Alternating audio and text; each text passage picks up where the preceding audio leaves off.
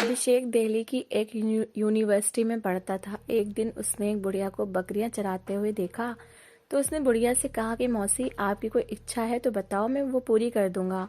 वो बोली, मैं अमरनाथ यात्रा करना चाहती हूँ, लेकिन मेरे साथ अमरनाथ यात्रा पर जाने वाला कोई नहीं है। अभिषेक ने उससे शादी कर ली कि अमरनाथ यात्रा पूरी हो जाने के बाद वो उसे तलाक दे देगा। लेकिन अमरनाथ यात्रा से आने के बाद वो बुढ़िया बोली, मुझे तलाक ना दो, तुम जहां मर्जी चले जाओ। तो अभिषेक वापस अपने शहर लौट आया। 6 साल बाद अभिषेक को बुढ़िया का ख्याल आया तो वो उससे मिलने चला गया, लेकिन वहां पहुंचकर उसके कदमों तले से जमीन निकल गई, क्योंकि वहां 2 दिन का सफर तय करने के बाद ट्रेन इस स्टेशन पर आकर रुकी थी। अभिषेक ने ट्रेन से नीचे कदम रखा और आसपास एक नजर दौड़ाई। अभिषेक की किस्मत भी उसे कहां से कहां ले आई। वो हाई एजुकेशन हासिल करने के लिए अपने शहर से यहाँ इस शहर में आया था। उसके 4 दोस्त भी मौजूद थे। एक नजर आसपास दौड़ाई तो हर तरफ चहल पहल थी। दूसरे शहर में आकर दिल लगाना बहुत मुश्किल होता है, मगर इन दोस्तों का मतलब तो सिर्फ पढ़ाई हासिल करने से था। वो लगातार 2 दिन की दूरी तय करने के बाद इस शहर में पहुंचे थे, सिर्फ इसलिए कि इस शहर में यूनिवर्सिटी में उनका एडमिशन होने के साथ साथ हर महीने उन्हें स्कॉलरशिप भी मिलने वाली थी। क्योंकि यूनिवर्सिटी नई थी, इसलिए अभिषेक जैसे कई स्टूडेंट्स के लिए कई सुनहरे मौके दे रही थी। कुछ दिन बाद ही पढ़ाई शुरू हो गई। शुरू में पढ़ाई का बोझ कुछ ज्यादा नहीं होता। यही वजह थी कि अभिषेक खुद को पढ़ाई में बिजी रखने के बाद भी अपने घर वालों को याद करने लगा था। घर में माँ बाप और एक छोटी बहन ही थी, जिनकी कमी उसे यहाँ आकर बहुत महसूस होने लगी थी। अभी भी वो उनसे फोन पर बात करने के बाद ऐसे ही बैठा बोर होने लगा तो सोचने लगा कि बाहर का चक्कर लगाया जाए। दोस्त भी आपस में बातों में मगन थे, मगर वो अक्सर ज्यादा देर अकेले ही रहना पसंद करता था। अभिषेक अपने हॉस्टल से बाहर निकल आया और यूं ही इस शहर में घूमने फिरने लगा। पहले तो शहर की रौनकें और रंगीनियां देखता रहा, फिर ऐसे ही चलते चलते शहर की रंगीनियों से हटकर एक कच्चे से रास्ते की तरफ जाने लगा, जहां पर हर तरफ हरियाली हरियाली थी। आसपास कई लोग आ जा रहे थे। बच्चे खुली जमीनों पर खेलकूद में व्यस्त थे। तभी अभिषेक को एक तरफ छोटी सी सड़क पर एक औरत आती हुई दिखाई दी। ना चाहते हुए भी वो उस औरत को देखने लगा, जो कि बूढ़ी थी। सर के बाल उनके सफेद हो चुके थे, मगर इसके बावजूद बड़े ही अच्छे से उन्होंने अपने सर पर पल्लू डाल रखा था। हाथ में एक लाठी थामे वो अपनी बकरियों को एक लाइन में आगे की तरफ लेकर जा रही थी। इतनी ज्यादा बकरियां और वो अकेली जान इन सबको लाठी से इशारा करती एक तरफ लेकर जा रही थी। वो दृश्य कुछ ऐसा था कि अभिषेक वहीं पर रुककर देखने लगा। वहां पर आसपास सिवाय उसके और कोई भी नहीं था। वो बकरियां भी जैसे उसका हर हुक्म मान रही थीं। वो अगर कहती कि उस तरफ चलो तो वो बकरियां तो जैसे ही किसी इंसान की तरह उसकी हर एक बात को मानती हुई उसी तरफ चल देती। अभिषेक गौर से उस औरत को वहीं पर कुछ दूरी पर खड़ा देखने लगा। ऐसा नहीं था कि वो कुछ अलग सोच रखने वाला इंसान था या उसकी नीयत में खोट था, मगर पता नहीं क्यों अभिषेक की नजरें ना जाने उसके चेहरे में क्या खोज रही थीं कि अचानक ही उसका ध्यान बूढ़ी औरत की तरफ गया। बूढ़ी औरत इस उम्र में ये सारे काम करती फिर रही थी। ना जाने इसका कोई वारिस था भी कि नहीं, जो खुद अकेले ही ये सारी जिम्मेदारी उठा रही थी। कुछ ही देर बाद वो अपनी बकरियों को लिए एक छोटे से घर की तरफ चल दी, जिसकी 4 दीवारी इतनी छोटी थी कि वो घर के अंदर चली गई। इसके बाद भी वो दिखाई दे रही थी। बूढ़ी औरत ने अपनी बकरियों को एक तरफ बांधा और फिर अंदर कमरे में चली गई। तभी एक इंसान वहां से गुजरा, जो कि इसी इलाके का रहने वाला था। अभिषेक उससे उससे पूछने लगा कि भाई, ये बूढ़ी औरत का इस घर में अकेली रहती है, इसका पति या बेटे भाई किधर हैं? ये सुनकर वो इंसान बोला, अरे भाई, अब क्या बताएं तुम्हें, तुम पूछ ही रहे हो तो सुनो। मैं खुद बच्चा था, तब से इसे अकेला ही यहाँ पर देख रहा हूँ। ये औरत 17 साल की थी जब शादी होकर इस इलाके में रहने के लिए आई थी। इसका पति बड़ा ही अच्छा और सज्जन किस्म का इंसान था। सारे गांव में इनकी बड़ी इज्जत थी, मगर शादी के कुछ हफ्तों बाद ही इस औरत का पति मर गया। सास ससुर भी ना थे। आसपास के लोगों ने तो यही कहकर जीना हराम कर दिया कि देखो तो कैसी मनहूस निकली, आते ही अपने पति को खा गई। मगर कुछ दिन बाद ये खबर भी सामने आई कि ये औरत उम्मीद से है। ये खबर इस औरत के लिए बड़ी खुशी की खबर थी। इनके पति की निशानी इनके पास आने वाली थी।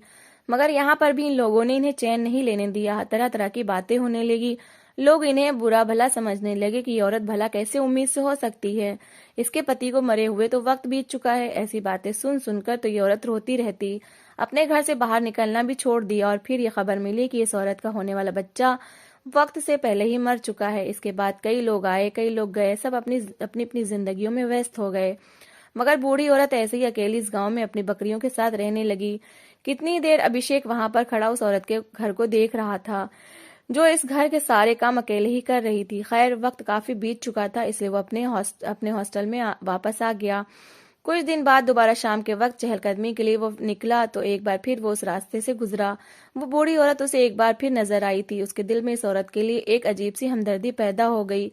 उसका दिल चाहा कि वो जाकर इस बूढ़ी औरत से बात करे, उससे उसके बारे में पूछे, मगर ये सोचकर कदम रोक लिए कि औरत क्या सोचेगी।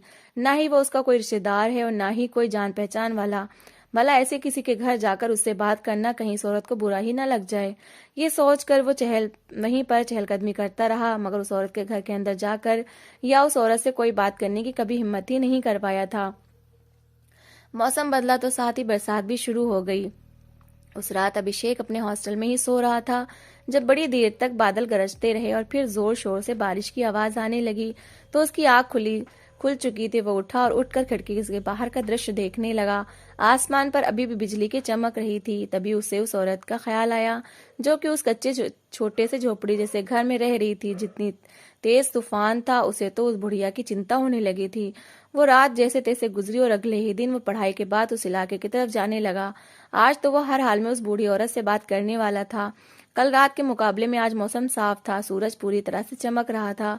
जैसे ही वो उसके घर में बाहर पहुंचा तो बूढ़ी औरत ने घर में मिट्टी से गारा बनाकर रखा हुआ था, जो कि अकेली अपनी छत को उससे लेप रही थी।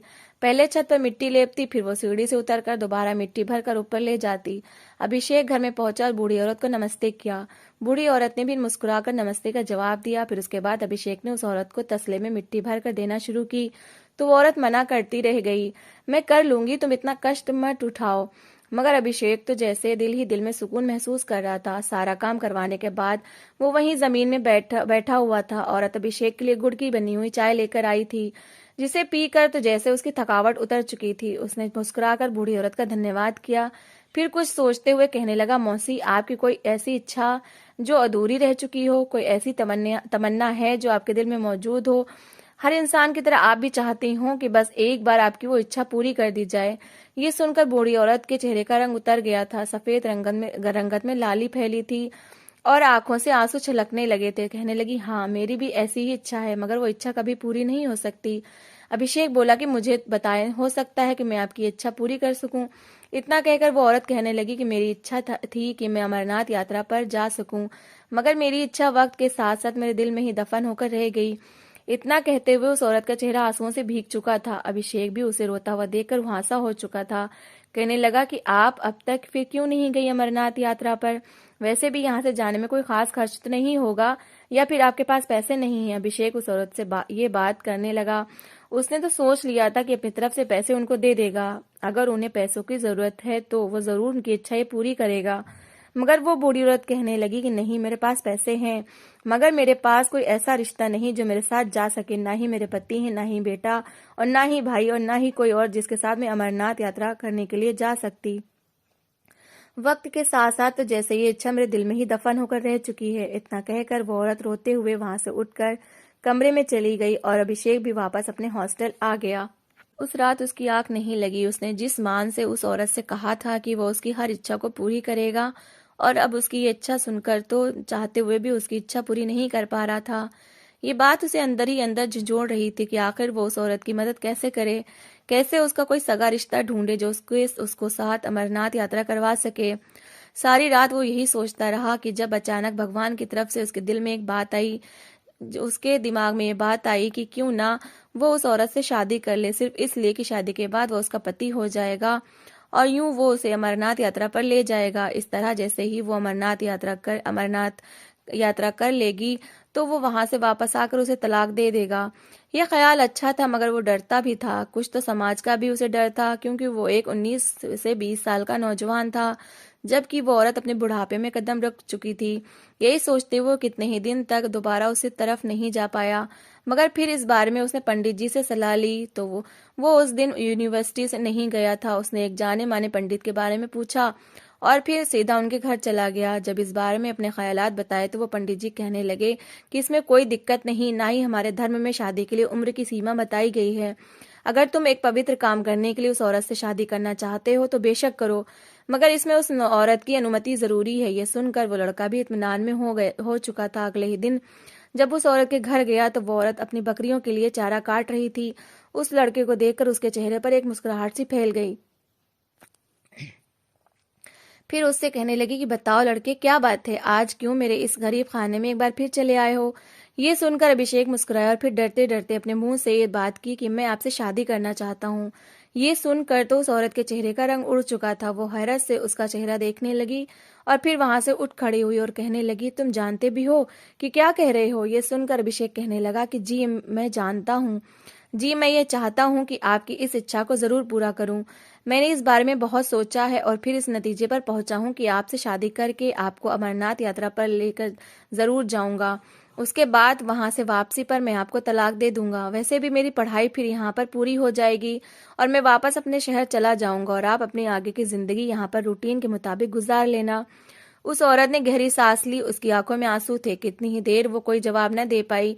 फिर कहने लगी कि मैं इस बारे में जल्दबाजी में कोई फैसला नहीं करना चाहती, इसलिए मैं तुम्हें इस बारे में सोचकर बताऊंगी। अभिषेक भी वापस हॉस्टल में आ गया। वो अक्सर 1 या 2 दिन छोड़कर उस और तरफ चक्कर लगाता रहता था। जब एक दिन उसके हॉस्टल में एक इंसान उसे बताने आया कि कोई बूढ़ी औरत उससे मिलना चाहती है, उसके साथ मौजूद लड़के हैरत से उसे देखने लगे कि आखिर यहाँ उसकी कौन सी रिश्तेदार निकल आई है। खैर वो उन सबको अनदेखा करता हुआ उस औरत के घर पहुंचा। जब उनके घर में दाखिल हुआ तो वो घर में बने मंदिर में पूजा पाठ कर रही थी। वो उसकी मौजूदगी महसूस कर चुकी थी, मगर उन्होंने पूजा पाठ जारी रखी। फिर जब तब तक अभिषेक एक तरफ बैठा रहा। जब वो औरत पूजा पाठ कर चुकी तो उससे कहने लगी कि लड़के, मैंने तुम्हारी बात पर बहुत गौर किया। हमारी नीयत क्या है ये हमारा भगवान अच्छी तरह से जानता है, इसलिए मैं तुमसे शादी करने के लिए तैयार हूँ। ये सुनकर अभिषेक भी सुकून में हो गया। अगले ही दिन उसने अपने दोस्तों के साथ लिया और उस औरत को भी अपने साथ लेकर कोर्ट चला गया, जहां पर उसने उस बूढ़ी औरत से शादी कर ली। ये रिश्ता दोनों की इच्छा से हो रहा था, इसलिए कोई किसी भी तरह की आपत्ति नहीं कर पा रहा था। शादी के बाद अभिषेक वापस हॉस्टल में चला आया। कुछ दिन बाद वो उस औरत के घर के चक्कर लगाता रहा। कभी घर के किसी काम में उनकी मदद करवा देता तो कभी उनके लिए कोई खाना ले जाता। हर बार ही वो औरत मना किया करती थी कि तुम मेरे लिए कुछ मत करो, मुझे तुमसे कुछ नहीं चाहिए, तुमने मुझ पर जो एहसान कर दिया है वही बहुत है। कुछ ही हफ्तों के बाद वो दोनों अमरनाथ यात्रा के लिए निकल चुके थे। रास्ते में वैष्णो देवी मंदिर पड़ा। वहां पर जाकर उन लोगों ने माँ वैष्णो के दर्शन किए। उसके बाद वो लोग अमरनाथ यात्रा के लिए निकल गए। बहुत लंबी मुश्किल यात्रा के बाद वो लोग बाबा बर्फानी के दर्शन के लिए पहुंच गए। सारे दर्शन करने के बाद जब वो वापस अपने शहर में पहुंचे तो वो औरत अभिषेक का धन्यवाद करने लगी। अभिषेक वापस हॉस्टल आ चुका था, क्योंकि उस वक्त तलाक के मामले पर बात करना ठीक न था। अगले दिन जब वो वापस उस औरत के पास गया तो कहने लगा कि आपसे शादी करने का मकसद सिर्फ और सिर्फ आपको अमरनाथ यात्रा करवाना था। अब तो आपकी ये इच्छा भी पूरी हो चुकी है, इसलिए मैं चाहता हूँ कि अब आपको तलाक दे दूं। ये सुनकर उस औरत का तो चेहरा उतर गया था। कहने लगी कि मुझे तलाक देना जरूरी तो नहीं है, मैं तो तुम्हारी जिंदगी में कभी भी कोई रुकावट नहीं डाल रही, ना ही तुमसे अपना खर्च मांग रही हूँ, ना मैं किसी भी तरह की कोई डिमांड कर रही हूँ। तुम चाहो तो यहाँ से वापस चले जाओ, दोबारा यहाँ पर कभी लौट कर ना आना। जाकर शादी करो, अपना घर बसाओ, कल को तुम्हारी पत्नी बच्चे होंगे। मुझे किसी से कोई शिकायत नहीं, ना ही तुमसे है। अरे तुम्हारा तो मुझ पर बहुत एहसान है, मगर एक और एहसान मुझ पर कर दो कि मुझे तलाक मत दो। मैं अपनी आगे की जिंदगी तुम्हारे नाम पे गुजारना चाहती हूँ। अभिषेक ने जब ये सुना तो वो हैरत में पड़ गया था। उसने तो सोचा था कि वो उन्हें तलाक दे देगा, मगर उस औरत ने जब ऐसा कहा तो अभिषेक ने से इनकार ना हुआ। वैसे भी वो औरत कोई खास चालाक तेज तरार भी नहीं थी जो कल को उसके लिए कोई मसला या परेशानी खड़ी कर सकती थी। इसलिए उसने तलाक ना दी और वापस अपने हॉस्टल आ गया। हफ्तों बाद वो कभी कभार उस औरत के पास जाता और उससे दिल की बातें किया करता। फिर जब उसकी पढ़ाई पूरी हो गई तो अभिषेक अपनी डिग्री लेकर वापस अपने घर चला गया। घर जाते ही अपने घर वालों, अपने माँ बाप का प्यार देखा तो जैसे वो सब कुछ भूल ही गया था। ये भी भूल गया कि उसकी एक पत्नी भी थी जिसे वो छोड़कर आया था। कई साल ऐसे ही गुजर गए। उसका तो वो हिसाब था कि नेकी कर और दरिया में डाल। उसने अपने लिए नौकरी ढूंढी और अपनी फैमिली के साथ खुश रहने लगा। उसकी शादी की बात भी आ गई। जब एक बार उसके कुछ दोस्त उसे मिलने आए और यही हंसी मजाक में कहने लगे कि तुम्हारी पहली पत्नी का क्या हाल है, तुम तो जैसे उसे भूल ही गए हो। वो उससे बूढ़ी औरत को लेकर मजाक करने लगे थे। इस पर अभिषेक मुस्कुरा उठा और कहने लगा कि मैं तो भूल ही बैठा था कि मैंने उस औरत से शादी भी की थी। तभी उसके दिल में एकदम से इच्छा उठी कि वो एक बार फिर जाकर अपनी उस पत्नी से मिले। ना जाने क्यों उसे उसकी बहुत याद आने लगी। जो भी था वो उसकी पत्नी थी और उसके साथ वो हमदर्दी रखता था। अगले ही दिन उसने वापस वहां जाने का फैसला किया। वो दोबारा ट्रेन पर बैठा और 2 दिन का सफर तय करके उस इलाके में पहुंच गया। जब उस घर के बाहर पहुंचा तो घर को ताला लगा हुआ था। आखिरकार 5-6 साल बीत चुके थे। कहीं उस बूढ़ी औरत का कोई रिश्तेदार आकर उसे ले तो नहीं गया। यही सोचते हुए उसने जब आसपास के घर वालों से पूछा तो जो बात उन्होंने बताई वो सुनकर अभिषेक के पैरों तले से जमीन निकल चुकी थी। कहने लगे कि वो औरत तो 2 साल पहले मर चुकी है। पूरा गांव इकट्ठा हो चुका था क्योंकि सभी जानते थे कि उस औरत ने अमरनाथ यात्रा करने के लिए इस लड़के से शादी की थी।